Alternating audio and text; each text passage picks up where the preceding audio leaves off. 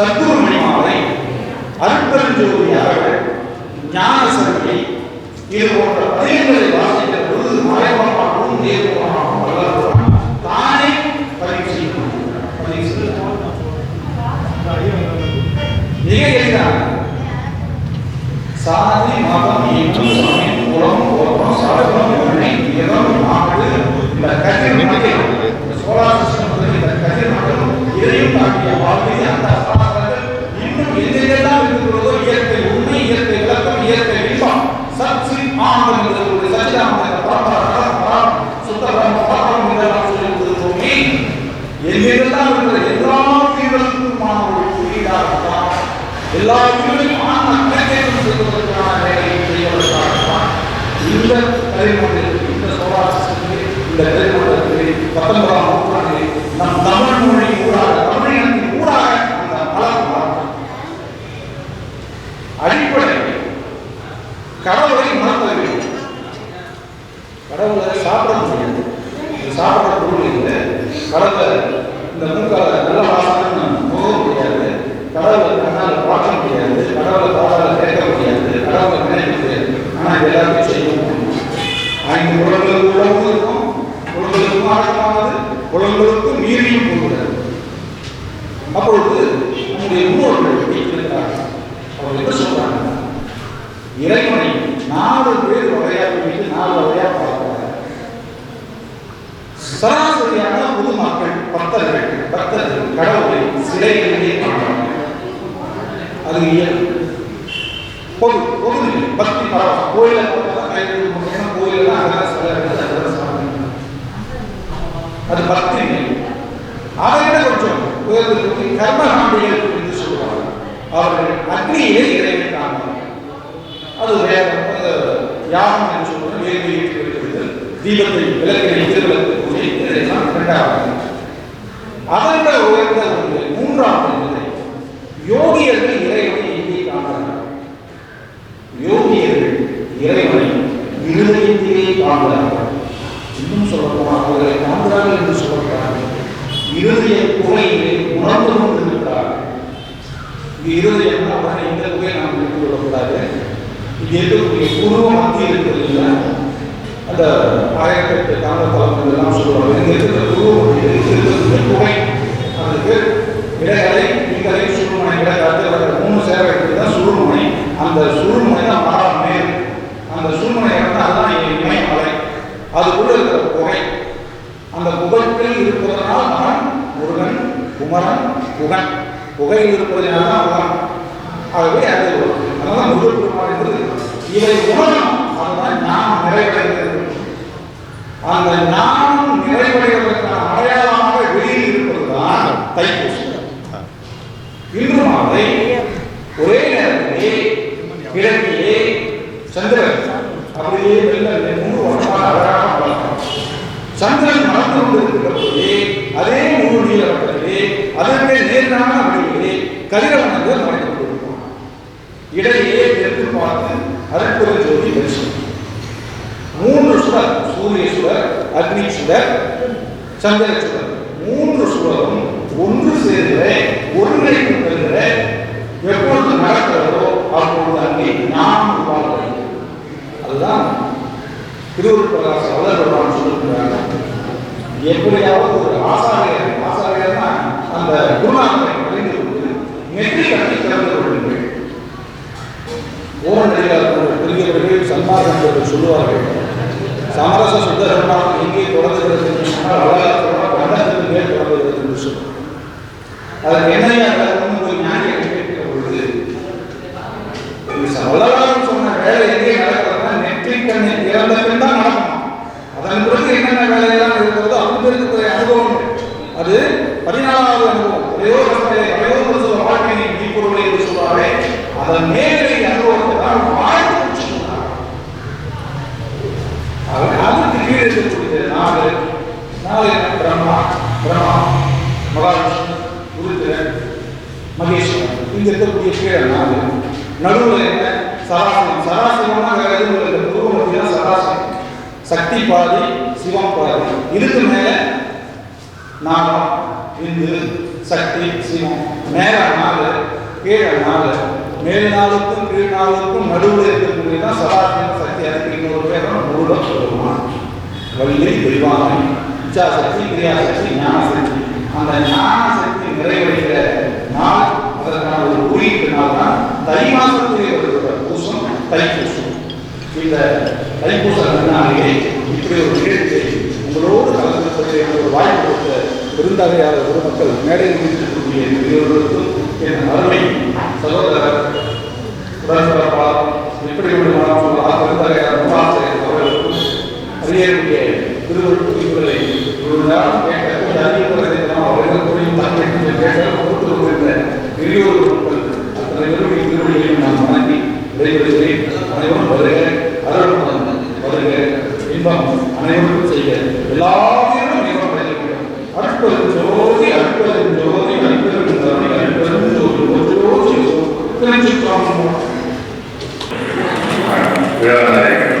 புதுவை கிருஷ்ணா அவர்கள் அதாவது தமிழர்கள் அவர்கள் வந்தாலே எனக்கு வந்து அவங்க பேச்சு கேட்கணும்னு எனக்கு வந்து பேசுறது அது தெரியாது. இருந்தாலும் அவங்க எதிர்த்து கேட்கணும். இந்த தைப்பூச நாள் வந்தால நிறைய நிகழ்ச்சிகள் உட்கார முடியாது. ஒரு சிதம்பரத்தில் ஒரு முக்கியமான நகர செயலாளர் மகன் கல்யாணம் இருந்தாலும் நம்ம சகோதரர் கிருஷ்ணா அவர்களுக்காக இருந்து நான் வீட்டில் வழங்கி வரேன்னு சொல்லியிருக்கேன். அதனால் தமிழக நிகழ்ச்சியில் பெரும்பாலும் நான் அதாவது செவிக்கணும்னு சொல்லுவாங்கல்ல, அந்த மாதிரி இந்த மாதிரி நிகழ்ச்சிகள்லாம் எங்களுக்கு சில கருத்துகள். ஆனால் நீங்கள் எந்த நிகழ்ச்சி போனாலும் ஒரு கருத்துக்கள் உருவான ஒரு வாய்ப்பு. அதனால் நான் முழுமையாக என்னால் இருக்க முடியல, வருத்தமாக இருக்கு. புதுவை கிருஷ்ணன் அவர்கள் வந்து எனக்கு ஒரு சகோதரன் மாதிரி தான். எங்கள் கமலாஜிக்கு தினமும் வீட்டு இடத்துல இந்த காலேஜுக்கு வந்துருக்காரு. அதனால தினமும் பார்த்து ஒரு முன்னே கூட்டிட்டு தான் போவார். அந்த அளவுக்கு ஒரு பரிச்சயமான எங்கள் கமலாஜிக்கு ஒரு சேட்டலைட் சேனல் காலையில் வந்து தினமும் காலையில் அந்த இலக்கிய காலையில் வந்து அந்த சேனல் வளர்ந்து ஒரு உதவிகரமாக இருக்கிறார். அந்த நேரத்தில் அவருக்கு கண்டிப்பாக இந்த தைப்பூசத்துக்கு நல்ல ஒரு பொருத்தமான ஒரு தலைப்பில் நூல் வெளியிட்டு ஒரு சந்தோஷம். அந்த நூல் நல்ல வெளியே நல்ல பாப்புலர் ஆகணும், நிறையா புகழ்பெற்று அவருக்கு இன்னும் நல்ல தமிழ் உலகில் நல்ல மிகுந்த புகழ்பெற வேண்டும், உங்களுடைய ஆதரவு போதுமாக இருக்க வேண்டும் என்று கூறி இந்த நேரத்தில் எனக்கு வாய்ப்பு நல்கிறேன். மிக அருமையான சிறப்புரை வழங்கிய ஐயா அவர்களுக்கு நன்றி. அவருடைய தமிழ் இனிக்கு பேசுவார். அவர் பேசுவது ரொம்ப இயல்பாக இருக்கும். ஆனால் ஆழமான அன்பு இருக்கும். நல்ல அன்புடைய உருவமாக இருக்கக்கூடியவர் தான். இங்கே அவர்களுடைய நிகழ்ச்சிகள் அவர்களால் தான் தெரியும். எல்லாருடைய முழுக்க அந்த அன்பு கருணை எல்லாமே இருக்கும். அப்படி இந்த விழாவை சிறப்பாக நடத்தி முன்னிலை ஐயா அவர்களுக்கு நன்றி. அடுத்த எங்களுடைய தமிழ் துறை தலைவர் தாயுகம் கண்டவர் அவர்களை வாழ்க்கையை வழங்கும்படி அன்புடன் அழைக்கிறேன்.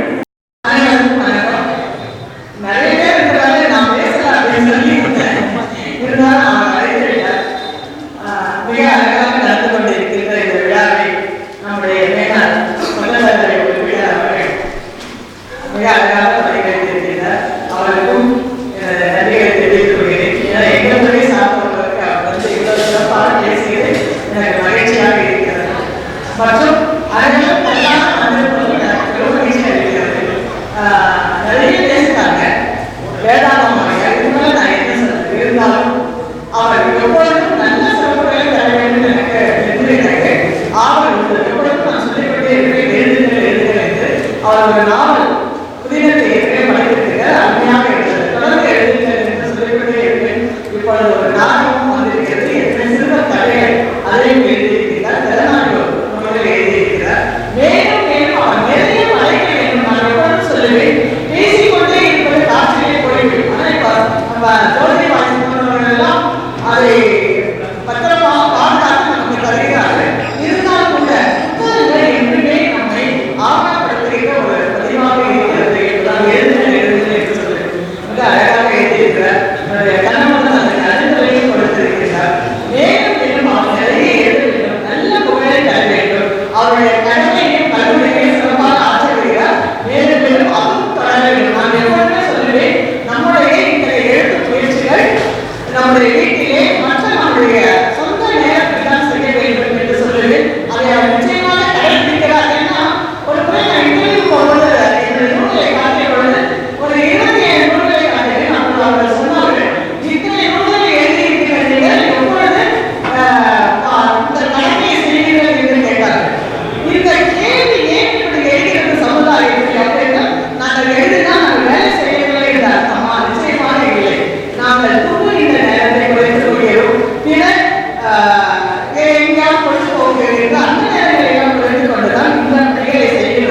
ஆகவே நாங்கள் எப்பொழுதுமே கடமை தவறுவதில்லை என்பதை ஒரு பதிவாக இங்கே வைக்கிறீங்க. உங்களுக்கு அந்த சந்தேகம் வரக்கூடாது. கிருஷ்ணனை எழுதிட்டு நீங்க கேட்கக்கூடாது. அதனால அதனை பதிவு செய்து மிக சிறப்பாக வாழ்க்கையை இன்னும் பல வெற்றிகளை குறிக்க வேண்டும் என்று நான் மனதார வாழ்த்துகிறேன். அதாவது நான் எப்பொழுது வாயால் வாழ்த்துவது கிடையாது, மனதார வாழ்த்து கிடைக்கிறேன். நன்றி, வணக்கம். தெரியும் அவர்கள் உண்மையாக பேசக்கூடியவர்கள், எளிமையாக மற்ற இடத்துல பேசினா யோசிச்சு எல்லாம் வெளிப்படும். அதுதான் வரலாறு புரிஞ்சது கூட. அதனால தான் இந்த உலகத்தில் ஒரு பாட்டு கேட்டு அதை ரொம்ப மகிழ்ச்சியாக இருந்துச்சு. அவ்வளோ பொருத்தமாக இருக்கு.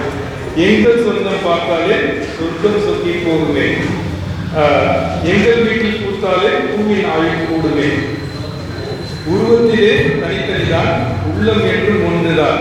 அந்த அண்ணனை பற்றி பெருமையை பாடும்போது, அந்த குடும்பத்தை பற்றி பேசும்போது, ஒரு சேவல் தான் அழைக்காகும் இந்த அதிசயம் பாருங்கள், அண்ணன் அதிசயம் பாருங்கள் என்று சொல்வார்கள். அண்ணனை வாழ்த்துகிறது என்றார். அண்ணனை வாழ்த்துகிறதல்ல, நாம் இங்கே அண்ணன் நம்முடைய வள்ளலாரை வாழ்வோம். அப்படி தாயாக இருந்து அனைத்து உயிர்களுக்கும் எல்லோரும் வீட்டுக்கு வந்து ஒரு குழந்தை கூட நினைச்சிட்டு வந்தாங்கன்னா உடனே அப்பா வந்து அறிவியல் இருக்கிறார், அண்ணன் வந்து என்ன ஒரு எலும்பு குழம்பு வருது இருக்கிறார். ஆனால் தாயாக வந்து என்ன சொல்லுவார், ஊரில் அவனை படி சொல்லாமல் ஊரில் பெய்ய மழையெல்லாம் உன் தலைவர்கள் பாழாக்கின மழை என்று மழையை தான் செய்வார். அதுதான் அந்த தாயுடைய. அப்படி இருக்கக்கூடிய பெரியவர்கள் எல்லோருமே தாயுகளோடு இங்கே கூடியிருக்கிறார்கள். அவர்கள் எல்லாம் வணங்கி அடுத்த வாழ்த்துறை வழங்குவதற்காக நம்முடைய ஐயா அடுத்து நம்முடைய இந்த நூலை முழுமையாக படித்தவர். அப்படி படித்து எப்படியெல்லாம் இந்த மாற்றலாம், தமிழ் மீது மிகுந்த ஆர்வம் கொண்டவர். அதுக்கு ஜோதி சொல்வது விட இந்த சோ என்பதை சோ என்று மாற்றலாம் தமிழ். ஏனது மிக தமிழை எடுத்துக்காட்டுன்னு சொல்லக்கூடியவர். எப்படி வந்து ஒரு சொல்லோடு இன்னொரு சொல் புணரும் போது அதை எப்படி நம்ம படிக்கிறோம், அதனால பரமக்குட்டல் ஜோதி பரஞ்சோதி அது இயல்பாகவே அந்த சா என்பது ஜ என்ற ஒளிக்கும் அந்த கூட சேரம் உணரும் பொருள் என்பதெல்லாம் மிக அழகாக சொல்வது. தமிழை இருக்கவர், ஆனால் அவர் வேற துறைக்கு போயிட்டார் இல்லை, அவர் வந்து கன்ஸ்ட்ரக்ஷன் துறைக்கு போயிட்டார். அவர் தமிழை கற்க வேண்டியவர் கட்டிட தொழிலுக்கு போயிட்டார். அதனால அவர் கல்லூரி ஜெயத்தில் போட்டுருக்கார். இல்லாட்டி நாங்கள் தமிழ் படிச்சிருந்தா அவர் ஒன்றும் நூறு மாட்டார் சரிங்களா. அப்படி தமிழ் படித்து அந்த தமிழ் அறிவு இருக்கும். அவர் வந்து நிறைய கட்டடம் கட்டி கொடுத்தவர். அவருடைய வீடு பார்த்தாலே தமிழ் மணக்கும், அந்த அளவுக்கு கல்லூரிலாம் திருக்குறள் தெரிவிக்கும். அப்படிப்பட்ட மிக சிறந்த தமிழர்கள், மிக சிறந்த தமிழர். அவர் நிறைய எழுத்தாளர், இன்னும் நிறைய சொல்லலாம் இல்லையா. எங்களுடைய தமிழ் துறை தலைவருக்கு அவருடைய பின்பக்கமாக அவருடைய எல்லா முன்னேற்றத்திற்கும் அடித்தளமாக இருந்து வழிகாட்டக்கூடியவர் ஐயா நிதி கிருஷ்ணன் ஐயா அவருடைய அந்த நிலையிலே அழகிய தோற்றம் கொண்ட வள்ளலார் நல்புற பெருமைகளை எல்லாம் பேசியிருக்கிற இந்த நூல் மிகவும் போட்டி பாதுகாக்க வேண்டிய நூல். வையத்தில் வாழ்வான் வாழ்வை தெய்வத்தில் வைக்கப்படும் என்று சொன்ன திருவள்ளுவருக்கு எல்லா பொருளும் நிர்வாக இதில் இல்லாத பொருள் இல்லையாகலாம் என்று சொன்ன அதே திருக்குறளுக்கு இந்த நூல் முற்றிலும் பொருத்தம் என்று சொல்லி அத்தகைய அரிய நூலை படித்த எனது அன்பு நண்பர், சிறந்த பழகுவதற்கு இணையவர், எங்களோடு எப்போது கூட குறைபவர், அன்பு தம்பி என்று நான் சொல்லியுள்ளேன். அப்படிப்பட்ட புதுவை கிருஷ்ணாவை வாழ்த்துவதில் நான் பெரிதும் மகிழ்ச்சி அடைகிறேன். இவருடைய முதல் நாவல் 3 எழுத்துக்கள் மிக அற்புதமான நாவலை படைத்திருந்தார். அப்போதே நான் சொன்னேன், இந்த நூல் உங்களுக்கு மேலும் பல நூல்களை படைப்பதற்கான ஒரு வாய்ப்பை வழிகாட்டு செய்தார்கள் என்று. அந்த நிலையில் தான் இப்போது வள்ளலார் உருவாகியிருக்கிறார். மேலும் பல நூல்களை அவர் ஆக்கி இந்த தமிழர்களுக்கு திறனை சேர்க்க வேண்டும் என்று கூறி வாய்ப்புக்கு நன்றி கூறுகிறேன். ஒரு மணி நேரம் பேசுவாங்க, நேரம் சீக்கிரம் முடிச்சிட்டாங்க. அவருக்கு மிக அருமையாக பேசுகிற எங்களுக்கு நம்ம பண்பாட்டு ஆலோசனைகள் பேசும்போது பேசிட்டே இருப்பாங்க. இங்கே பேசி சார் ஐயா அவர்களுக்கு நன்றி. அடுத்து நம்முடைய தமிழ்துறை தலைவர் திரு கருணாநிதி ஐயா அவர்கள் அன்போடு அழைக்கிறேன். அனைவருக்கும் வணக்கம். இப்படி ஒரு விழாவிலே என்னை பங்கேற்க வைத்ததற்காக கிருஷ்ணாவிற்கு முதலிலே நன்றியை தெரிவித்துக் கொள்கிறேன். ஏனென்றால் அவர் என்னை அழைக்கும் போதே சொன்னார், ஐயா நீங்க வருவீங்களா என்று கேட்டார். எனக்கு அந்த விழாவுக்கு இன்னும் விடை தெரியவே இல்லை. ஏனென்று சொன்னால் அவர் என்னை பற்றி அடையாளங்கள் எப்படி வைத்திருக்கிறார் என்று எனக்கு தெரியாது. வழிபாடு அது வழிபாடு என்கிற ஒரு விஷயம் எல்லா மனிதர்களுக்கும் உண்டு. நான் பார்க்கிற வேறாக இருக்கலாம், பசிந்து தனித்து விழித்து என்று அடியா வள்ளலார் சொன்னதை நான் வேறு பாடல்களை வைத்திருக்கிறேன். பசித்தவனுக்கு தான் பசியுடைய அருமை தெரியும். வெறுமே பசி என்று சொல்வதிலே அர்த்தம் இல்லை. செல்வம். ஏன் வாணிய பெருங்குணம் கண்டவர்களெல்லாம் வாணியன் என்று சொன்னார் அவன் பசியை உணர்ந்தவன். எனவேதான் முதலில் பசித்து அடுத்தவன் பசி நீ உணர வேண்டும் என்று சொன்னார். பசியில் தான் என்ன என்பதை நீ உணர்ந்து வைத்துக் கொள்ள வேண்டும் என்பதுதான் தனித்தல் என்பது கூட்டத்தில் என்பது தனித்திருக்க வேண்டியது. அவன் சொல்லுகிற விஷயம் வல்லலார் சொல்லுகிற விஷயம் மற்றவர் சிந்தித்ததை விட நீ தனியாக செஞ்சு அந்த பசியை போக்குவதற்கான வழியை சிந்தி என்று சொல்லுகிறார். விழித்தது என்பது எந்த விதத்திலும் அந்த பசியை அகற்றுவதற்கான வழியை யாரும் எடுத்து விடாமல் விழித்திருந்து அதை செம்மையாக செய்ய வேண்டும் என்கிற நோக்கம்தான். வல்லலாருடைய ஆன்மீக நிலையில் இங்கே அவர் நாடகத்திலே கொண்டு வந்திருந்தாலும் கூட கிருஷ்ணா அவர்கள் நாடக அமைப்புடைய சில புதிய உத்திகளை இந்த புத்தகத்தினுடைய கையாளிருக்கிறார். மரம்சார் நாடக முறை கூத்து நாடக முறையில தொடங்குகிறது. கூத்து நாடக முறையில கட்டியக்காரர்களில தொடங்கப்படுகிற இந்த நாடக அமைப்பு ஒவ்வொரு காட்சிகளுக்கும் முன்னாடியும் கட்டியக்காரரை வைத்துக் கொண்டு புதிதாக நிகழ்ச்சியை இந்த நாடகத்தை அமைத்திருக்கிறார். அதில்தான் கிருஷ்ணா தனித்திருக்கிறார். ஒவ்வொரு கட்டியக்காரர்களுடைய கூத்துகளுக்கு முன்னாடியும் ஒரு நீதி கதையை அவர் சொல்லி இருக்கிறார். வல்லலாரிலும் அவர் தனித்து வல்லலாரோடு சேர்ந்து கிருஷ்ணகுமாரும் தனித்து ஒரு வல்லலாராக இந்த நாடகத்தினுடைய பயணித்திருப்பதை நீங்கள் கட்டாயம் படிக்கும்போது உணர்ந்து கொண்டிருக்கிறது. ஒவ்வொரு அவருடைய சின்ன சின்ன கதைகள் மூலம் நீதியை சொல்லி இருக்கிறார். எனக்கு பிடித்த ஒரு கதை, அதில் ஒரு விமானத்தில் பயணம் செய்து கொண்டிருப்பவர்களுக்கு எல்லோருக்கும் கொண்டு கொடுக்கிற மது கொடுக்கிறார்கள். ஒருவர் சொல்லுகிறார், இந்த மருந்தை விமானிக்கு கொடு, அப்படி கொடுத்தால் விமானம் ஓடாது என்று அந்த பணிப்பெண் சொல்கிறார். அப்பொழுது தெரிகிறதா, வாழ்க்கையை எவன் ஓட்டி செல்கிறானோ அவன் நிதானமாக இருந்தால் தான் வாழ்க்கையை சீராக முடியும். எனவேதான் மது என்பது எழுதி உனக்கு கொடுத்தாலும் சரி எனக்கு கொடுத்தாலும் சரி நான் நன்றாக இருக்க வேண்டும் என்று சொன்னால் மதுவை ஒளி என்று சொல்கிற அற்புதமான சின்ன கதை கூட கட்டியங்காரன் வழியாக இப்படி நாடக காட்சிகள் முழுவதும் கிருஷ்ணா தனித்து நிற்கிறார். அந்த தனித்து நிற்கிற வல்லலாரை போல கிருஷ்ணாவும் நீடு புகழ் பெற்று இன்னும் பல படைப்புகளை உங்களுக்கு வழங்க வேண்டும் என்று கூறி என் வாழ்க்கையை கூறி வாய்ப்புக்கு நன்றி கூறி அமைகிறேன். கூடியதாகவும் வல்லலாரின் மனிதநேயத்திற்காகவும் அமைந்துவிட்ட இந்த அருட்திருநாளில் சரியான ஒரு நூலினை படைத்து அதையும் குறிப்பிட்டவாறு சிறப்புள்ள நூலினை இங்கே வழங்கியிருக்கின்ற நிகழ்ச்சிக்கு வருகின்றிருக்கின்ற அனைத்து நல்ல உள்ளங்களையும் எங்கள் பாவல பயிற்சி மன்றை மன்றத்தின் சார்பாக வழங்கி வருகின்றேன். இதை நான் குறிப்பிடுவதற்கு காரணம், எங்கள் பாவல பயிற்சி மன்றை மன்றத்தினுடைய போராட்டாக செயலாளராக பூமி கிருஷ்ணா அவர்கள் பொறுப்பேற்று இங்கே செயலாற்றிக் கொண்டிருக்கிறார். அவருக்கு சார்பாக நாங்கள் அனைவருக்கும்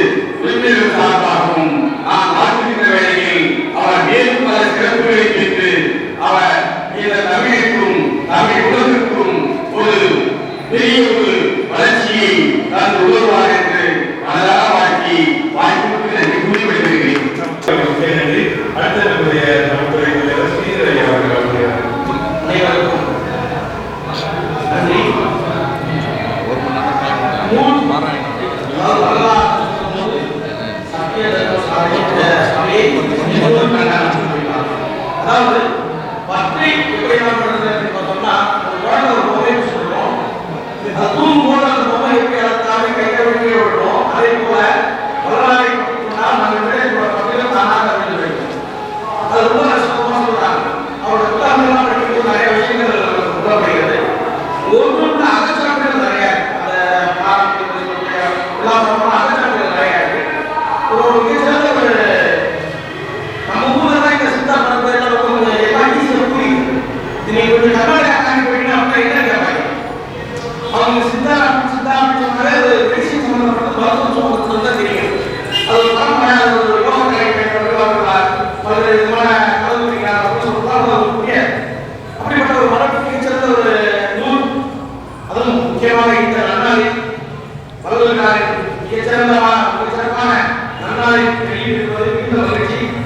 ஆண்டவருக்கு என் மனமார்ந்த நன்றிகளையும் வணக்கங்களையும் தெரிவித்து வருகிறேன். நன்றி, வணக்கம். இந்த உலகில் உள்ள அத்தனை ஜீவராசிகளுக்கும் ஒருவேளை உணவாது கிடைக்கிறது என்று சொன்னால் அதற்கு முழுமுதல் காரணமாக விளக்கிய முதல் பெருமானை இந்த நேரத்தில் வணங்கி இந்த நிகழ்வுக்கு பேராசிரியர் கிருஷ்ணா அவர்கள் நம்ம மீது தனிப்பட்ட அன்பு கொண்டிருந்தால் கூட வரலாறு நிகழ்ச்சிக்கு நம்ம ஏன் அழைத்தார் என்று சிந்தித்து பார்க்கையில் வரலாறுக்கும் நமக்கும் தெரிந்தோ தெரியாமலே ஒரு தொடர்பு இருக்கிறது என்று இந்த வேலையை நான் குறிப்பிட விரும்புகிறேன். ஒரு 15 ஆண்டுகளுக்கு முன்பு எங்களோடு நெருங்கி பழகியிருந்த சமீபத்தில் மனித ஐயா வரகவி ராமகிருஷ்ணன் பாரதி அவர்கள் அவர் பல நிகழ்ச்சிகளுக்கு நம்மை அழைத்துச் சென்றிருக்கிறார். அதே போன்று வரலாற்றாளர் கணேசன் என்பவர் பாரதிபுரத்தில் வசித்துக் கொண்டிருக்கிறார். அவர் பல்கலைக்கழக ஊழியர்.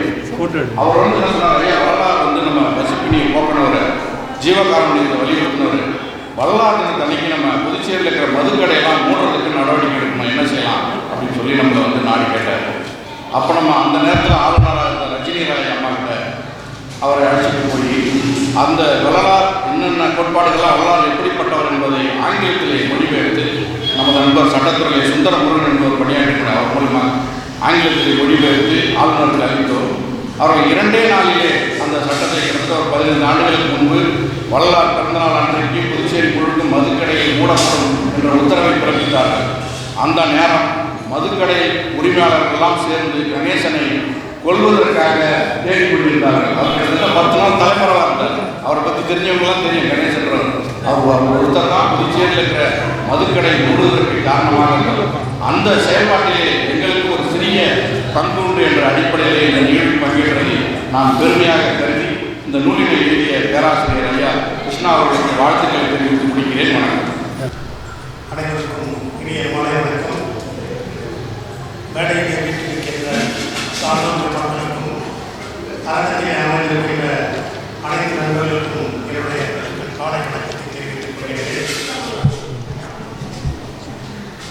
இந்த இனிய திருநாளான நம்முடைய மூத்த முப்பாட்டன் முருகப் பெருமானின் உகந்த நாளான இந்த தைப்பூச திருநாளிலே அன்பின் ஒரு அருளின் தரு வள்ளலார் எனும் ஒரு அற்புதமான நாடக நூலை வெளியிடுகின்ற மிகச் சிறப்பான இந்த விழாவிலே நானும் பங்கெடுப்பதில் மிகுந்த மகிழ்ச்சியும் பெருமையும் அடைகின்றேன். இப்படிப்பட்ட ஒரு அரிய வாய்ப்பை வழங்கிய என்னுடைய அன்பிற்குரிய எழுதலை நண்பர் பேராசிரியர் புதுவை கிருஷ்ணா அவர்களுக்கு என்னுடைய மனமார்ந்த நன்றியை தெரிவித்துக் கொள்கிறேன். நூல் உங்களிடம் 1 கோடி கொடுத்தால் நீங்கள் என்ன செய்வீர்கள் என்று மகாத்மா காந்தியை கேட்ட பொழுது நான் புத்தகம் வாங்கி படித்து அதில் மூலம் பயன்பெறுவேன் என்று சொன்னார். உங்களை ஒரு தனிமை சிறையிலே தனிமை தீவிலே போட்டுவிட்டால் நீங்கள் என்ன செய்வீர்கள் என்று ஜவஹர்லால் நேரு அவர்களை கேட்கும் பொழுது நான் புத்தகங்களோடு மகிழ்ச்சியாக வாழ்ந்து விட்டு வருவேன் என்று சொன்னார். இந்த உலகத்திலேயே போர்க்களத்திற்கேற்ற கொடிய ஆயுதம் எது என்று கேட்ட பொழுது புத்தகங்கள் தான் போர்க்களத்தின் சிறந்த ஆயுதம் என்று ஆல்பர்ட் ஐன்ஸ்டீன் சொல்கிறார். இப்படி இந்த உலகத்திலேயே ஆகச்சிறந்த படைப்பு, மனிதனால் கண்டுபிடிக்கப்பட்ட ஆகச்சிறந்த படைப்பு எது என்று சொன்னால் நூல்தான் வாழும் காலத்தின் வரலாற்று பதிவாக எதிர்கால சந்ததிக்கு அறிமுகப்படுத்துகின்ற ஒரு அருமையான கருவி. அப்படி ஒரு அற்புதமான நூலை உருவாக்கி இருக்கின்ற அன்பிற்குரிய சகோதரர் கிருஷ்ணா அவர்களை நான் முதலில் பாராட்டி வருகின்றேன். அதிலும் நான் சார்ந்திருக்கின்ற நாடகத்துறையில் வழியாக, அதாவது நாடக அலுவலாக இந்த நூலை பார்க்கும் பொழுது எனக்கு மிகுந்த மகிழ்ச்சி ஐயா. அதற்காக என்னுடைய தனிப்பட்ட நன்றியையும் உங்களுக்கு தெரிவித்துக் கொள்கிறேன்.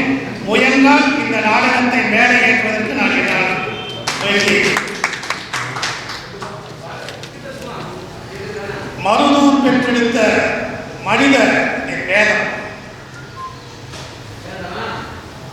கைவீசி நடந்தால் காற்றுக்கும் வலிக்கும் என்று மெய் பூசி நடந்த மேலும் தான் வாழ்ந்த காலத்தில் சக மனிதர்களுக்காக மட்டுமில்லாமல் இந்த உலகத்தில் உள்ள ஒவ்வொரு உயிரும் பாதுகாக்கப்பட வேண்டும், நோயின்றி வாழ வேண்டும் என்று முன்மான் நுழைந்து சிந்தித்த மாபெரும் மகான் வள்ளலார்.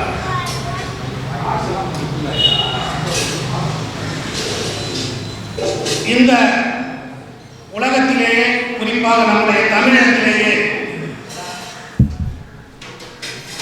நம்மை தலை நிமிரச் செய்தவர்கள் இருவர். ஒன்று 2000 ஆண்டுகளுக்கு முன்பு தோன்றிய நம்முடைய ஐயன் வள்ளுவன், 200 ஆண்டுகளுக்கு முன்பு தோன்றிய வள்ளலார். இந்த இருவர் தான் இலக்கியத்தின் மூலமாகவும் ஆன்மீகத்தின் மூலமாகவும் பகுத்தறிவை மக்கள் மத்தியிலே பரப்பியவர். எல்லோரும் சாதியில் கடவுளை தேடிக்கொண்டிருந்த காலத்திலே இவர்தான் சோதியில் கடவுளை தேடியவர். உருவ வழிபாட்டில் தான் கடவுள் இருக்கின்றான். அதன் மூலம்தான் நாம் அதை வழங்குவதன் மூலம்தான் நாம் பலனை பெற முடியும் என்று உயிர்களை கொலை செய்து கொண்டிருந்த காலத்தில் அது ஒரு மூட நம்பிக்கை. எல்லா உயிரையும் நாம் போற்ற வேண்டும், எல்லா உயிரையும் பாதுகாக்க வேண்டும் என்று ஜீவகாருண்யத்தை பேசிய ஒரு தனி மனிதர் ஐயா வள்ளலார். 14ஆம் நூற்றாண்டிலே சிவவாக்கியர் சொல்வார், நட்டகல்லை தெய்வம் என்று 4 குப்பம் சாத்தியே சுற்றி வந்து முணுமுனென்று சொல்லும் மந்திரம் ஏதடா, நட்டகல்லும் பேசுமோ நாதன் உள் இருக்கையில் சுத்த சட்டி சட்டுவம் கரிச்சுவை அறியுமோ என்று இந்த உருவ வழிபாட்டை மூட நம்பிக்கை என்று பறைசாற்றிய சிவபாக்கியரை தொடர்ந்து சிறு பலிகளை, அதாவது சிறு தெய்வ வழிபாட்டின் மூலம் உயிர்களை பலியிடக்கூடாது என்ற கருத்தை வலியுறுத்தியவர் ஐயா வள்ளலார். ஆனால் இன்றைய சமுதாயம் எப்படி போய்கொண்டிருக்கிறது, எப்படிப்பட்ட நிகழ்வுகள் இந்த நம்மை சுற்றி நடந்து கொண்டிருக்கின்றன சிந்தித்து பார்க்க வேண்டும்.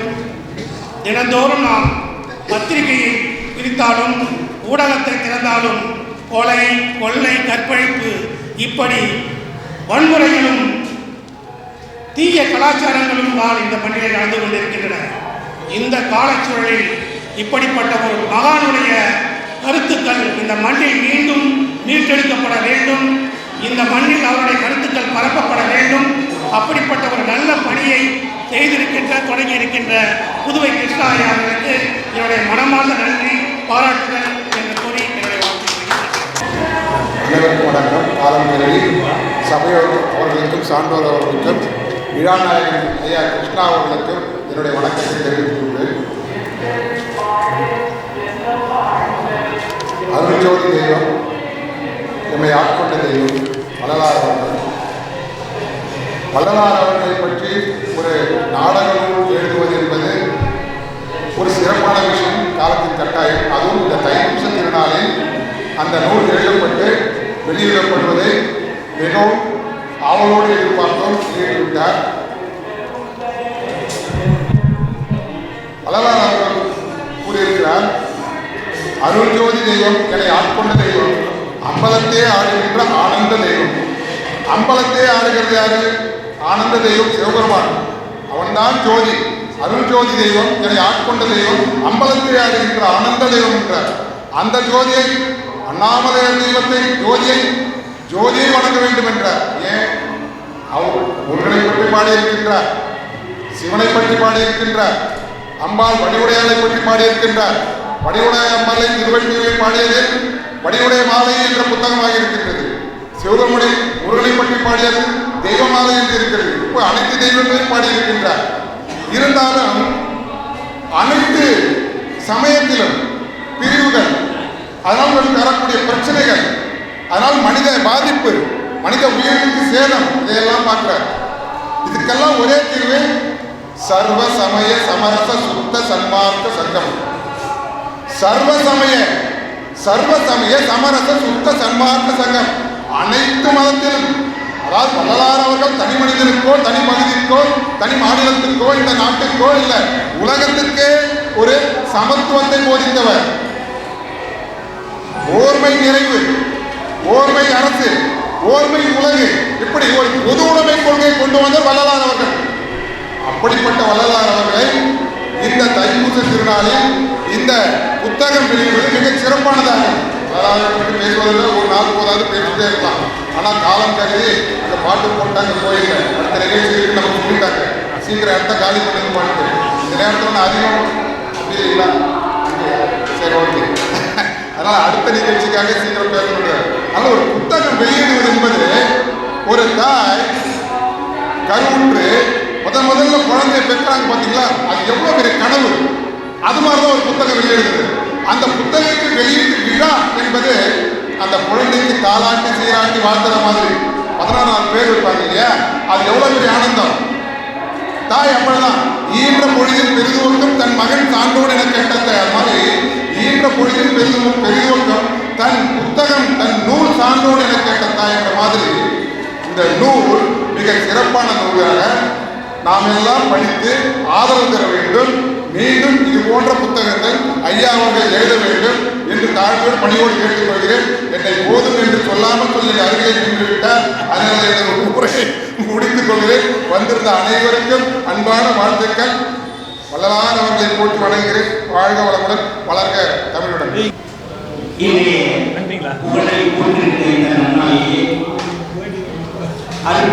வள்ளலாருடைய தொழிலை பற்றியும் இறைமாண்மை பற்றியும் நூலாக இன்றைக்கு வெளியிட்டிருக்கக்கூடிய எங்களுடைய அன்புக்குரிய பேராசிரியர் புதுவை கிருஷ்ணா அவர்கள் புதுச்சேரியில் தெரியாதவர்கள் யாரும் இருக்க முடியாது. மிக அன்பானவர், பழகுவதற்கு மிக எளிமையானவர், அன்பானவர். எனக்கு தெரிந்தே இன்றைக்கு புதுச்சேரியிலே நூற்றுக்கணக்கான பேராசிரியர்கள் பணியாற்றி கொண்டிருந்தாலும் இலக்கிய தளங்களிலே எல்லா நிலைகளிலும் இருந்து பங்காற்றக்கூடிய மிக நல்ல நண்பர் அவர்கள். அவர்களுக்கு இந்த நேரத்திலே என்னுடைய மனமார்ந்த வாழ்த்துக்களை தெரிவிப்பதிலே மிகுந்த மகிழ்ச்சி அடைகின்றேன். நம்முடைய அருள்பிரகாசம் அவர்கள் தன்னுடைய கருத்துக்களை, தன்னுடைய சித்தாந்தங்களை நம் தமிழ் உலகில் முன்வைத்து இருந்தாலும் கூட கடைசி நிலையிலே அவர் எவ்வளவு மனவருத்தத்தோடு இந்த உலகிலேயே இருந்து இறையை கலந்திருப்பார் என்பதை அவர் கடைசியாக எழுதி வைத்த கடைபிடித்தோம் கொள்வாரிலேயே என்கின்ற அந்த 2 பகுதியும் மிக சான்றாக உள்ளது. தமிழ்நாட்டிலே வாழ்ந்தவர்கள் அன்றும் இப்படித்தான் இருந்தார்கள். இன்றைக்கும் அதிலே எல்லாவும் விசதில்லாமல் அப்படியே இருக்கின்றார்கள். அது மொழி நிலையிலே இருந்தாலும் சரி, சமூக விழிப்புணர்வு இருந்தாலும் சரி, அல்லது சமய நிலையிலே இருந்தாலும் சரி, இப்படிப்பட்ட ஒரு நிலையை மாற்றி அமைக்கின்ற மிக அருமையான கருத்துக்களை எல்லாம் முன்வைத்திருக்கக்கூடிய நம்முடைய சான்றோர்கள் மன்றக்கூடிய பொன்மொழிகளையும் அவர்கள் விட்டு சென்றிருக்கக்கூடிய நல்ல வழிகளையும் நாம் வாழ்க்கையை மேற்கொண்டு வாழ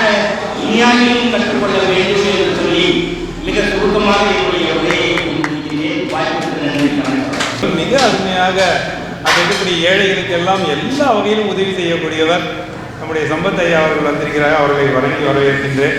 அவரும் நிறைய நிகழ்ச்சி நடத்துவாங்க. மிக அருமையாக வாழ்த்துறை வழங்கி ஐயா அவர்கள் அடுத்தது நாம் அவரோடு இருப்பார்கள். அவருக்கு மேடை கொடுத்தா 2 மணி நேரம் ஆயிரக்கணக்கான மாணவர்கள் இருக்கக்கூடியவர். ஆனால் இங்கே 2 நிமிஷம் தான். ஐயா அவர்கள் மிக சிறப்பான ஒரு வாழ்த்துறை வழங்க அன்புடன் அழைக்கிறோம். நம்முடைய கண்காணிப்பாளராக இருந்து இன்று உதவி ஆணையராக சிறந்து தமிழ் இலக்கிய மேடைகள்லாம் தமிழை மிக அழகாக ஒலிக்கக்கூடிய நம்முடைய ஐயா அவர்களை அன்போடு அழைக்கிறோம். நல்லாரை காண்பதும் நன்றி, அளமிக்க நல்லார் சொல் கேட்பதும் நன்றி, நல்லார் குணங்கள் உரைப்பதும் நன்றி, அவரோடு இணைந்து இருப்பதும் நன்றி, அவர்களை வணங்குவதும் வாழ்த்துவதும் நன்றே நன்றே என்கிறார்களே. இன்றைக்கு இங்கே கூடியிருக்கக்கூடிய அத்தனை நல்ல உள்ளங்களை வணங்குவதற்காகவே நான் நாகப்பட்டினத்திலிருந்து இங்கே பயணம் செய்திருக்கிறேன். 4 மணி நேரம், மீண்டும் திரும்ப செல்வதற்கு ஒரு 4 மணி நேரம். ஆக நமது பேராசிரியர் அவர்கள் தொலைபேசியில் அழைத்து நீங்களெல்லாம் வந்து வாழ்த்த வேண்டும் என்று சொன்னதற்கு பிறகு என்னால் அங்கு இருக்க முடியவில்லை. நேற்று இரவு நான் திருச்சியிலே எங்களுடைய அலுவலக பணியை முடித்துவிட்டு வந்து போவதா வேண்டாமா என்ற ஒரு ஊசலாட்டம் இருந்தது. இதனால் உண்மையை சொல்லணும் இல்லையா? இருந்தாலும் சென்று வர வேண்டும் என்கிற அந்த உந்துதலில் புறப்பட்டு வந்திருக்கிறேன் என்பதை முதற்கண் உங்களுடைய பதிலை தெரிவித்து, அடுத்தது கருணை இருந்தால் வள்ளலாகலாம், திறமை இருந்தால் வீரனாகலாம், பொறுமை இருந்தால் மனிதனாகலாம், இவை 3 இருந்தால் தலைவனாகலாம். பேராசிரியர் தேடி இருக்கிறாரு. அது போன்ற தலைவர் இல்லை என்ற ஒரு காரணத்தினால என்னவோ வள்ளலாரையே தலைமை ஏற்று சொல்லி போட்டிருக்கிறார் என்று நான் கருதி கொள்கிறேன். அடுத்தது பத்திரிகை பார்க்கிற போது முன்னிலை முகாமையே போட்டுவிட்டார். முன்னிலையை 3 பேர் போட்டு அவர்கள் 30 நிமிடம் பேசி அது ஒரு 1.5 நிமிடம் ஆகிவிடுமோ என்று கருதினாரோ என்னவோ தெரியவில்லை. இங்கே முகாமையை போட்டு இருக்கிறார். ஆக சிறப்பான ஒரு விழா. இன்றைக்கு சொன்னது மாதிரி நாம் குறித்த நேரத்தில் முடிக்க வேண்டும்.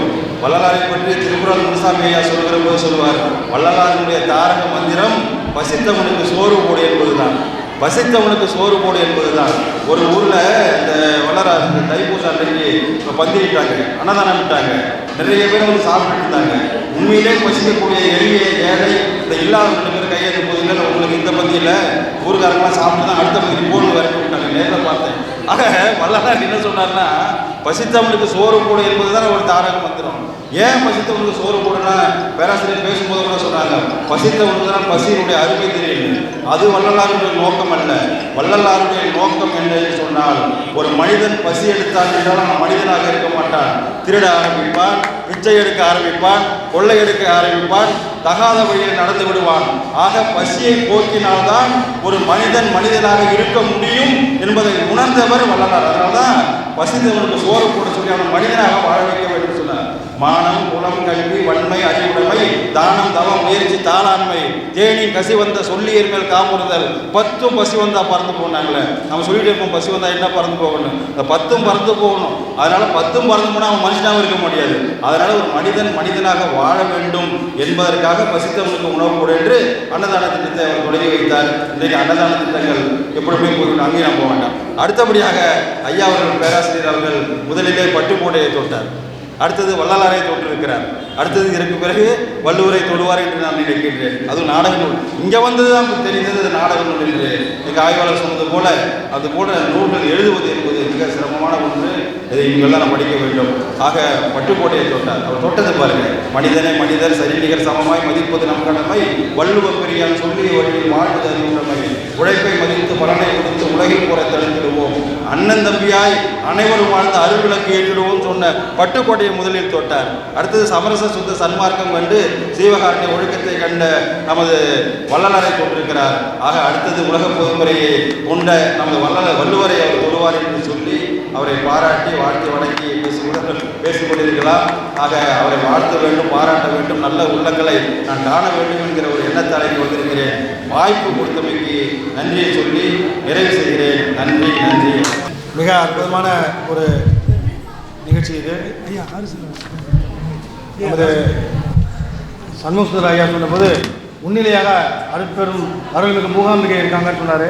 அதையும் தாண்டி இன்றைக்கி தலைமை யார் அப்படின்னா அருட்பிரகாச வள்ளலார். இந்த அழைப்பின்படி அருட்பிரகாச வள்ளலாரை வந்து தலைமை போட்டிருக்கும் பொழுது அந்த ஒரு பரந்த உள்ளத்துக்கு நாம் பாராட்டுகின்றோம். ஏன்னா தலைமையை போய் தேடிட்டு இருக்க வேண்டியதில்லை, தலைமை நம்ம இடத்திலே இருக்குது. வள்ளலார் தான் நமக்கு தலைவர் இன்றைக்கும். அன்பு நண்பர்களே, மூன்றே செய்தியை சுருக்கமாக சொல்லி நான் விடைபெற விரும்புகிறேன். எங்கள் அன்பு சகோதரர் கலைவர்தன் அவர்கள் அடிக்கடி எடுத்து சொல்வார், நாம் வரலாறை மறக்கக்கூடாது, மறைக்கக்கூடாது. நமது வரலாறு போற்றப்பட வேண்டும், உலகத்துக்கு சொல்லப்பட வேண்டும் என்று அவர் தன்னுடைய கருத்துக்களை ஆணித்தரமாக பதிப்பவர். அந்த அடிப்படையிலே வள்ளலாருடைய வாழ்க்கையை மிக அழகாக 330 பக்கத்திலே நாடகமாக ஐயா அவர்கள் கொண்டு வந்திருக்கிறார். அந்த நூலை இப்பொழுதுதான் வந்த பிறகு மேடையில் என்னை அழைத்து உட்கார பார்த்தேன். பொதுவாக நான் எந்த ஒரு நிகழ்ச்சிக்கும் அழைப்பு இருக்கோ இல்லையோ, ஒரு தேனி எப்படி மலரை தேடி சென்று அங்கே அந்த தேனை உறிஞ்சுகிறதோ, அதுபோல் நான் பார்வையாளராக அழைப்பு இல்லாவிட்டாலும், என் பெயர் அதில் இல்லாவிட்டாலும், செவிவழி செய்தியாக நண்பர்கள் சொன்னால் அந்த நிகழ்ச்சியிலே நான் கட்டாயம் பங்கேற்பேன். ஏனென்றால் எனக்கு வள்ளுவர் சொல்லியிருக்கிற ஒரு கடமைனா கற்றலிலும் கேட்டல் என்று. செல்வத்துள் செல்வம் செவிச்செல்வம், அச்செல்வம் செல்வத்துள்ளெல்லாம் தலை.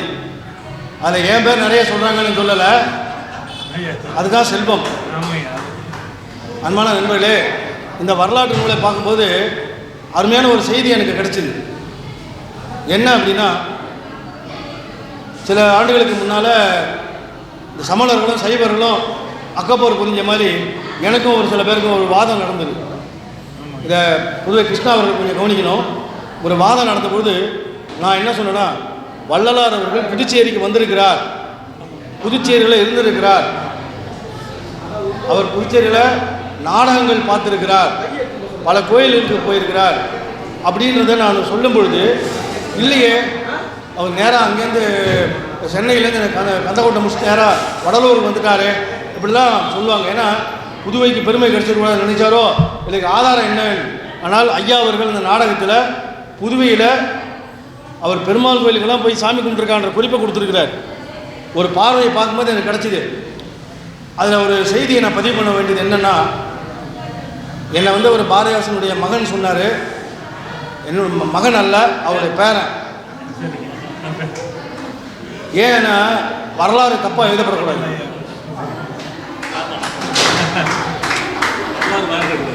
சரி, இந்த நேரத்தில் சொல்கிறது என்னென்னா, பாவேந்தரை ஒரு சமூக சீர்திருத்த கவிஞராக, ஒரு நாத்திக கவிஞராக நம்ம பார்த்தாலும் பாவேந்தர் அவர்கள் வள்ளலார் மீது மிகுந்த பற்றுள்ளவர். அதனுடைய அடிபட்டு தான் நாங்கள்லாம் வள்ளலாரை இன்னும் நேசிக்கிறோம். உங்களுக்கெல்லாம் வள்ளலார் எப்படி பார்த்தீங்களோ தெரியாது. நாங்கள் பார்க்குற வள்ளலார் எப்படின்னா, புதுச்சேரியில் பாவேந்தருடைய தந்தையார் கனகசபை அப்படின்னு இருந்தாங்க வித்தால்பேட்டையில். இங்கே வள்ளலார் வந்த பொழுது கனகசபை முதலியார் ஆகிய அப்போ மிகப்பெரிய வணிகர், எங்கள் தாத்தாவுடைய அப்பா மிகப்பெரிய வணிகர். அயல் நாடுகளுக்கு வித்தியால்பேட்டையிலேருந்து சாட்டன் சொல்லக்கூடிய சின்ன, அதாவது சேலைகளெல்லாம் ஒரு வத்திப்புட்டிலே வச்சு அடைக்க முடியுமா, அவ்வளோ மெல்லிய சேலைகள் நெஞ்சிருக்கிறாங்க எங்கள் புதுவையில். அதெல்லாம் ஏற்றுமதி செய்யக்கூடிய மிகப்பெரிய வணிகர், மிகப்பெரிய செல்வந்தர். அவருடைய வீட்டில் தங்கியிருக்கிறார். நான் பெருமையாக சொல்கிறேன், வள்ளலார் உலகத்துக்கு சாப்பாடு போட சொன்னார். எங்கள் குடும்பம் வள்ளலாருக்கு சாப்பாடு போட்டுருக்கு. அதனால தான் அப்படியே அந்த கவித்துவம் எங்கள் குடும்பத்துக்கு வந்திருக்கு போல் இருக்கு. நண்பர்களே, ஐயா அவர்கள் சொல்லும்போது முதல்ல சொன்னார், நான் ஆல் இண்டியா ரேடியோவில் வேலை செஞ்சேன். அதில் 2 செய்தி சொல்லி நான் நிறைய, ஏன்னா நினைவுகளை பகிர்ந்து கொண்டு எங்கேயாவது பதிவு செய்யணும். நான் வானொலியில் இருந்த பொழுது இப்போ வடலூரில் இன்றைக்கு ஜோதி தரிசனம் காலையில் 6 மணிக்கு 10 மணிக்கு அப்படியே 6 கால பூஜை அவங்க வச்சுருப்பாங்க. அந்த ஜோதி தரிசனத்தை ஆல் இண்டியா ரேடியோ அகில இந்திய வானொலி நிலையத்தில் நேரடி ஒளிபரப்பாக செய்யணும் அப்படின்னு போராடி வெற்றி பெற்றவன் நான். இதில் இன்னும் செய்தி என்னென்னா, திருவண்ணாமலை கார்த்திகை தீபத்தை நேரடி ஒளிபரப்பு செய்யணும் அப்படின்னு சொல்லி டெல்லி வரைக்கும் போராடி வெற்றி பெற்றவன் நான். அதே மாதிரி சிதம்பரத்தில் ஆருத்ரா தரிசனத்தை நேரடி ஒளிபரப்பு செய்யணும். காலையில் 4லேருந்து 6 வரைக்கும் ஆருத்ரா தரிசனத்தினுடைய அபிஷேகம் ஒன்று இருக்குது. அதை நீங்கள் பார்த்தீங்கன்னா அவ்வளோ அற்புதமாக இருக்கும். எங்கள் குடும்பம் நாத்திக குடும்பம். நானும் இந்த கடவுள் நம்பிக்கையெல்லாம் அவ்வளோ ஈடுபாடு இல்லாதவன். கோயிலுக்கெல்லாம் போவோம், சாமி கும்பிடுவோம், அதோடு சரி. மற்றவர்களும் திணிக்க மாட்டோம். ஆனால் நான் வானொலியில் இருந்தபொழுது வள்ளலாருடைய அந்த முதல் தரிசனம் காலையில் 6 மணி தரிசனம், நான் சொல்கிறது ஒரு 12 வருடங்களுக்கு முன்னால், அது தொடங்கும் பொழுது அறநிலைத்துறையுடைய தமிழ்நாடு அரசாங்கத்துடைய அறநிலைத்துறை கட்டுப்பாட்டில் வள்ளலார் மடம் இருக்குது. அங்கே அந்த அதிகாரியை போய் பார்த்த பிறகு அது எப்படி நம்ம செய்கிறது, காலைல 5 மணிக்கு எல்லாம் வந்தவனுங்களே போனுங்களே, ஏன்னா இந்த மாதிரி நேரம்லாம் பனிக்காலம், விடிய காலையில் நாங்கள் அங்கே போய் தங்கி அந்த நிகழ்ச்சியை ஒளிபரப்பு செய்யணும். 6லேருந்து 7 வரைக்கும் 1 மணி நேரம் அந்த 7 திரை நீக்குவாங்க இல்லைங்களா, அதை பற்றி முதல்ல இந்த நிகழ்ச்சியை எங்களுக்கு நேரடி ஒளிபரப்பு செஞ்சு தந்தவர் ஊரன் நடிகர். இன்றைக்கு அவர் வள்ளலார் விருது வாங்குறார். 4 நாளுக்கு முன்னாடி ஐயாவிட்ட நான் தொலைபேசியில் பேசி அவர் நான் சொன்ன உங்களை வாழ்த்துறேன் ஐயா, என்ன இந்த வாழ்த்துறதுக்கு வயது தேவையில்லை, அவர் என்னோட மிகப்பெரியவர், ஆனால் அவர் வாழ்த்துறேன் ஐயா, ஏன்னா உங்களை வாழ்த்துறதுனால அந்த என்ன சொல்லுவாங்க ஒரு வைப்ரேஷன், வாழ்த்துக்கிற வைப்ரேஷன் எனக்கு சேரும் அப்படின்னு அவர் ரொம்ப மன நிறைஞ்சிட்டார். அவர் கிட்டத்தட்ட 6 ஆண்டுகள், அவருடைய வயது என்னத்துங்களா இன்றைக்கி 88, ஆனால் 10 வருஷம் முன்னாடி அவர் 78 வயசு இருக்கும்னா காலையில் 5 மணிக்கெல்லாம் அந்த வள்ளலார் கோயிலுக்குள்ளே போயிடணும். நான் கேட்குறது என்னென்னா, வள்ளலார் சமரச சுத்த சன்மார்க்க சத்திய சபையை உருவாக்கினார், அணையா அடுப்பை உருவாக்கினார், எல்லாம் செஞ்சாலும் அங்கே அந்த அதிகாரிகளும் அங்களுடைய அரசியல்வாதிகளும் போடுற ஆட்டம் கொஞ்சம் நஞ்சம் இல்லை. ஒரு அனுமதி வாங்கணும் உள்ளே போகிறதுக்குன்னா நாங்கள் படாத அவசரப்படணும், சென்னைக்கு கடிதம் எழுதணும், சென்னையோட பேசணும். நான் கேட்டேன் வள்ளலாரை பற்றி, நான் இல்லைங்க இது ரொம்ப இதுங்க, அதில் காலையிலாம் பண்ண முடியாது. அந்த 1 மணி நேரம் நிகழ்ச்சியை நாங்கள் ஒளிபரப்பு செய்வதற்கு மிகப்பெரிய போராட்டங்கள் நடத்தியிருக்கிறோம். ஆனால் இன்றைக்கு அந்த நிகழ்ச்சி அங்கிருந்து ஒளிபரப்பு செய்யப்படுகிறதுக்கு காரணம் நான் என்பதை நான் மிக பெருமையோடு சொல்லிக் கொள்கிறேன். அதே போல் ஐயா ஒரு நாடகத்தை எழுதியிருக்காங்க, இதே மாதிரி 26 அரை மணி நேர நிகழ்ச்சியை வானொலி நாடகமாக ஒளிபரப்பிய வள்ளலாரை பற்றி அங்கே நேராக வள்ளலார் சபைக்கே போய் அங்கே எல்லாரையும் சந்தித்து குறிஞ்சி ஞான வைத்தியநாதன் ஒருத்தர் இருக்கிறார் குறிஞ்சிப்பாடியில், அவர் மிகப்பெரிய எழுத்தாளர், அவர் வச்சுட்டு எழுதி 26 அரை மணி நேர நிகழ்ச்சியை தொகுத்து விளம்பரத்தோடு ஒளிபரப்பக்கூடிய ஒரு வாய்ப்பை உருவாக்கி தந்தவன் நான். அதனால் வள்ளலாரை என்றைக்கும் நாம் மறக்கக்கூடாது. இன்றைக்கு ஜோதி தரிசனம் என்பது அதை பற்றி ஐயாலாம் நிறைய சொல்லிட்டாங்க. இந்த புத்தகத்தை தயவுசெய்து காசு கொடுத்து வாங்குங்க. நான் எந்த நிகழ்ச்சிக்கு போனாலும் சொல்கிறது என்னென்னா, புத்தக வெளியீடா 2 புத்தகம் கிடச்சிடுவாங்க, தயவுசெய்து காசு கொடுத்து வாங்குங்க, அவரை ஊக்கப்படுத்துங்க. புதுவை கிருஷ்ணா அவர்கள் சென்ற ஆண்டு இதே நேரத்தில் புதுச்சேரி சிந்தனையாளர் பேரவையினுடைய அமைப்பில் இளைஞர்கள்லாம் நிறையா சேர்க்கணும், சில நிகழ்ச்சிகள் செய்யணும் ஐயா அப்படின்லாம் வகுத்து சொன்னபொழுது அவர் அவரோடு ஒத்துக்கிட்டார். என்ன ஆகி போச்சுன்னா, கொரோனா நின்று போச்சு. மீண்டும் அவரை தொடர்பு கொண்ட செய்யணும்னு இருக்கிறேன். வாய்ப்புக்கு நன்றி கூறி விடைபெறுகிறேன். வாழ்க வள்ளலார். மிக அருமையான வாழ்த்துறை, தமிழுக்கு துணை செய்தெல்லாம் அழகாக சொன்னார். இப்பொழுது வள்ளலாருக்கு பிடித்த துறை மெய்யியல் துறை தான். அதில் எங்களுடைய பேராசிரியர் அவர்களுக்கு மெய்யியல் துறை சம்பத் ஐயா அவர்களுக்கு நம்முடைய ராசமாணிக்கம் ஐயா சிறப்பொழுது மிக அருமையாக வாழ்த்து சொன்ன அனைவருக்கும் நன்றி. தண்ணீர் பானை ஏன் குளிர்ச்சியாக இருக்கிறது என்று தண்ணி கேட்டதால் ஒன்று தண்ணீர் பானை சொன்னதால், அதாவது நான் மண்ணிலிருந்து உருவானேன், மீண்டும் மண்ணாக போகிறேன் என்று எனக்கு எப்போதும் தெரியும், அதனால் தான் நான் குளிர்ச்சியாக இருக்கிறேன் என்று சொன்னதால், இதுதான் நம் வாழ்க்கையில் இருக்கக்கூடிய எல்லாவற்றுக்கும் முதன்மையாக இருக்கக்கூடிய வள்ளலார் ஐயா அவர்களை பின்பற்றக்கூடிய ஐயாக்கள் தான் இங்கே கூடியிருக்கிறீர்கள். இங்கே வந்திருக்கக்கூடிய பெரியவர்கள் எல்லாம் வள்ளலாருடைய அன்பர்கள், அவருடைய திருவடிகளை எல்லாம் வணங்கி, நான் அழைக்கவில்லை இருந்தாலும் வள்ளலார் பெயருக்காக வந்திருக்கிறார்கள். அப்படிப்பட்ட பெரியவருடைய திருவடிகளை வணங்குகிறேன். அடுத்து எங்களுடைய மாணாக்கர்கள் எப்பொழுதும் 9 சொன்னால் 10க்கு வந்துடுவாங்க. அப்படிப்பட்ட நல்ல மாணாக்கர்கள் அவர்களையும் இந்த நேரத்தில் வருக என வரவேற்று, மற்றும் இங்கே இருக்கக்கூடிய வள்ளலாருடைய அன்பர்கள் அனைவரையும் வரவேற்று, நம்முடைய சம்பத் ஐயா மிக எளிமையானவர், அவரை நான் அழைக்கவே இல்லை, இருந்தாலும் கூட வள்ளலாருக்காக அவர் வந்திருக்கிறார் என்று சொன்னால் அதுதான் அவருடைய பெருந்தன்மை. அப்படி நிறைய பேர் வந்திருக்கீங்க. அவர்களுடைய திருவடிகளை எல்லாம் வணங்கி இந்த விழாவை மிக சிறப்பாக நடத்த முதன்மை காரணமாக இருந்த நம்முடைய ராசமாணிக்கம் ஐயா அவர்களையும் வணங்கி விடைபெறுகிறேன். நன்றி, வணக்கம். இங்கே அன்னதானம், அதாவது மதிய உணவு சாப்பாடு ஏற்பாடு இருக்கிறது. வந்தவர்கள் அனைவரும் இன்னும் கொஞ்ச நேரம் இருந்து அனைவரும் வள்ளலாரை வழிபட்டு அவர் தரும் உணவை உண்டு வயிறார உண்டு வாழ்க்கையிலே நம்மை போன்று பசியை தருவதற்கு நம்மால் முடிந்தது நாம் தர வேண்டும். இறைவனுடைய கட்டளை என்பதே எல்லாம் உனக்கு தந்தது உனக்கே தந்தது அல்ல, உன் மூலமாக பிறகு தரக்கூடியது உனக்கு தந்திருக்கிறேன், முன்னால் முடிந்தது பிறகு தான். இதுதான் இறைவனுடைய கட்டளை. அவர் சொல்லாமல் சொல்லக்கூடியது. இதை யாரும் சொன்னார்னு கேட்டாலும் சொல்லக்கூடாது. இது தெரியாமல் சொல்லாமல் சொல்வது இது வேற ஒன்றும் இல்லை. ஆக அந்த வகையில் அனைவரும் இங்கே இருந்து உயிராக உண்டு. இப்பொழுது செய்யாத இருக்கிறோம், இன்னும் செய்யாத முறை நிறைய இருக்கிறது. இந்த நிகழ்ச்சி இதோடு முடிவடைந்து வள்ளலாருடைய பாடல் பாராயணம் இருக்கிறது. அது செவிக்கு தேன் வந்து பாய்வது போல இருக்கும்.